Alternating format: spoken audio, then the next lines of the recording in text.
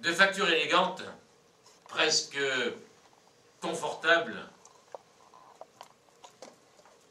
l'amphi 200 demeure pour moi ce lieu prestigieux où, un soir d'automne, dans ce début des années 1970, le jeune étudiant en capacité que j'étais assistait à son premier cours de droit constitutionnel.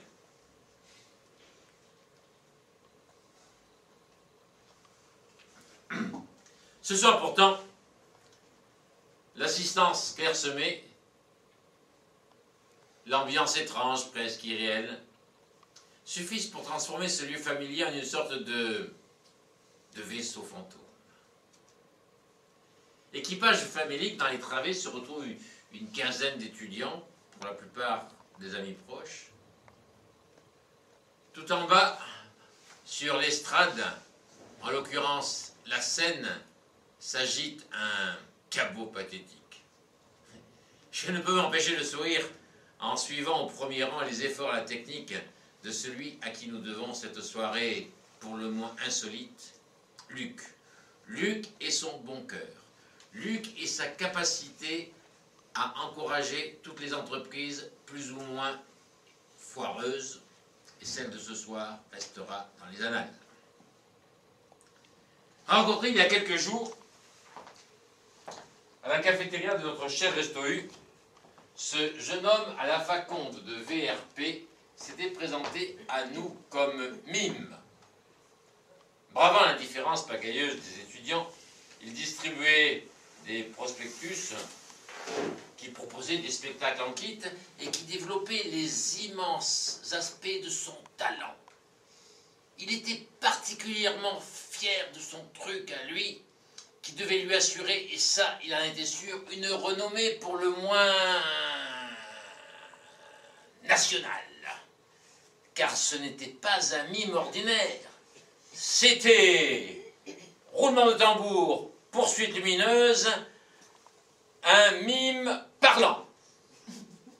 Le fils spirituel de Marceau et du chanteur de jazz. Je me voyais déjà en haut de l'affiche, en 10 fois plus gros que n'importe qui, mon nom s'étalait. Je me voyais déjà adulé et riche, signant mes photos aux admirateurs qui se bousculaient. J'étais le plus grand des grands fantaisistes, faisant un succès si fort que les gens m'acclamaient debout. Faisant un succès si fort que les gens m'acclamaient debout. Je me voyais déjà cherchant dans ma liste celui qui le soir pourrait par faveur se pendre à mon cou. Bien sûr, nous avions souri et reconnu en lui un de ces marginaux souvent sympathiques qui défilaient sur l'esplanade du Resto U, se mêlant à la masse étudiante pour en retirer quelques subsides, un ticket repas ou tout simplement pour y trouver un public. Normalement, tout ceci aurait dû se terminer par quelques tapes d'encouragement dans le dos, un café offert, mais c'était compté sans Luc. Étudiant original et désinvolte, il avait le truc pour attirer ce type de personnage dont il cherchait toujours à favoriser, voire même à encourager les entreprises plus ou moins, et souvent plus que moins, foireuses, au nom d'une solidarité de génération et d'une tendresse toute particulière qu'il avait pour le lumpen prolétariat tendance babacool. Et si ce soir, nous sommes là à écouter les envolées si peu lyriques du mime parlant, c'est que le bon samaritain a aidé le cabotin, entrepris toutes les démarches administratives pour réserver l'amphi, pour organiser la régie, et battu le rappel de toutes les bonnes volontés pour former un public payant. Parce que si Luc ne sait pas dire non, sa générosité est tellement communicative que nous ne savons pas dire non à Luc, d'où notre présence ici ce soir. Sur Sketch, les textes défilent les uns après les autres, mais hélas, le vide sidéral du monologue, puisque monologue il y a, nous met mal à l'aise. Cependant, nous applaudissons scrupuleusement à la chute supposée de chaque scénette, mais hélas, la caisse de résonance de cet amphi pratiquement vide transforme, bien involontairement, cet hommage en une sorte de manifestation ironique. Peu à peu, mon regard s'éloigne de la scène pour parcourir la maigre assemblée, et je retrouve là peu ou prou l'essentiel de la petite bande qui m'accompagne maintenant, depuis quelques années, sur le campus Robert Schuman. Au fil du temps, un véritable collectif s'est dégagé de ce qui n'était qu'un groupe de hasard. C'est ainsi, désormais, qu'avec une belle unanimité, nous apportons les mêmes non-réponses aux nombreuses questions que nous nous posons. L'URSS est-elle une trahison de la Révolution, un moindre mal ou le matin du monde? Brezhnev est-il soluble dans Staline? Staline est-il soluble dans Lénine? L'AS Saint-Étienne triomphera-t-elle du Bayern de Munich? Claude Sauté est-il un réalisateur bourgeois, donc méprisable, ou le chroniqueur acide de la décadence idéologique du giscardisme? Le programme commun de gouvernement doit-il comporter la nationalisation de 632 filiales ou de 572 filiales d'entreprises publiques pour devenir authentiquement anticapitalistes?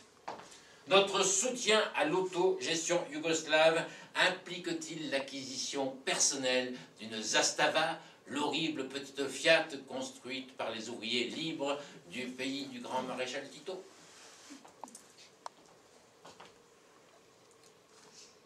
Sur scène, une fausse manœuvre du régisseur prolonge un peu plus la phase d'obscurité qui ponctue chaque scénette. Croyant à la fin du spectacle, nos applaudissements redoublent d'enthousiasme. Nous sommes même prêts à une standing ovation qui aboutirait à un solde tout compte. Quand, la lumière revenue, notre mime Duracell nous fit comprendre qu'il n'a pas du tout terminé son spectacle qui déclenche chez nous tant d'enthousiasme. Discipliné, je me rassois et je repars immédiatement dans mes souvenirs, analysant cet univers si particulier de la fac. Un univers fait de mondes parallèles. Celui du GUD, par exemple. Quelques individus d'extrême droite sans scrupules, armes blanches, manches de pioche, terrorisent les militants de gauche ou les étudiants lambda. Les gudistes sont partout. Et d'avoir ainsi fréquenté le fascisme au quotidien nous a transformés en une sorte d'armée de l'ombre. Une armée de l'ombre qui est devenue un brin parano. Ainsi, je me souviens de ce militant très connu pour la relativité de son ardeur au travail, mais persuadé qu'il avait perdu son job d'été à la suite d'une intervention de l'internationale noire. Noir, justement, comme la couleur de l'immense poil qu'il avait dans la main. Mais, de temps à autre, un bras cassé ou une blessure à l'arme blanche attestait de la réalité du danger. Autre monde parallèle, celui des autonomistes corses. Dans l'attente de la construction, sur l'île, par l'État colonial français d'une université, les autonomistes corses avaient fait du campus de la fac de droit leur quartier général. D'aucuns diraient même leur camp de base. Les autonomistes corses étaient des alliés précieux en cas de grève, car ils étaient toujours d'accord pour le report des examens qui nuisait gravement à l'efficacité de la lutte nationale. Leur échelle de valeur était tout à fait particulière, avec une sorte de fascination pour les défis physiques. Ainsi, d'avoir été à l'origine d'une bagarre qui a malencontreusement entraîné la fermeture de la fac pendant quelques jours, m'a valu auprès de la petite communauté insulaire une sympathie que je ne m'explique toujours pas.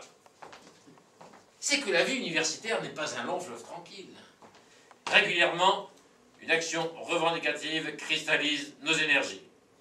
Une grève l'accompagne, naturellement. Très vite, l'exaltation est au rendez-vous et nous passons du cahier des doléances universitaires à la constitution de soviets dont le but est de faire basculer la France pompidolo-giscardienne dans le camp de la révolution. Le scénario est immuable. Quelques militants ou syndicalistes proches du Parti communiste allument la mèche. Une majorité d'étudiants suit, par conviction, par paresse ou simplement par goût du happening, jusqu'à ce que, généralement, sur ordre de Paris, les dirigeants sifflent la fin de la récré en rappelant les sages propos de Maurice Thorez. « Camarades, il faut savoir terminer une grève !» Cette capitulation en rase campagne fabrique des générations de militants drapés dans leur jusqu'au-boutisme, mais indignés par la résignation du grand parti des travailleurs. Après quelques soubresauts, le mouvement s'arrête de sa belle mort, les examens reprennent, malgré les menaces intérieures de l'administration.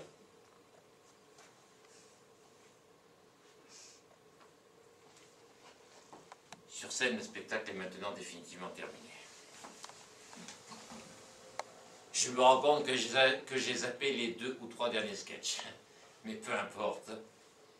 La délivrance est là. Enfin, pas tout à fait. Parce que nous nous retrouvons un peu plus tard, selon nos habitudes, dans une brasserie de nuit de l'avenue Félix-Faure, en compagnie du mime. Et celui-ci nous explique à sa façon, il nous raconte à sa façon le spectacle, il nous explique notamment comment il a réussi à capter notre attention, et dans sa grande générosité, il se propose de remettre ça. Nos regards convergent tout de suite vers Luc, qui comprend immédiatement le message. Il n'y aura pas de deuxième spectacle.